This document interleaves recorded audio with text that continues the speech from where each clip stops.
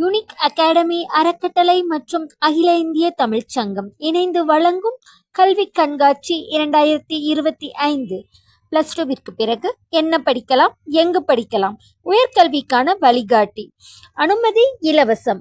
நாள் ஏப்ரல் 12 மற்றும் 13. இடம் பொன்னுசாமி கவுண்டர் கல்யாண மண்டபம், புதிய பேருந்து நிலையம் அருகில், சேலம். அப்ளிகேஷன் முதல் அட்மிஷன் வரை.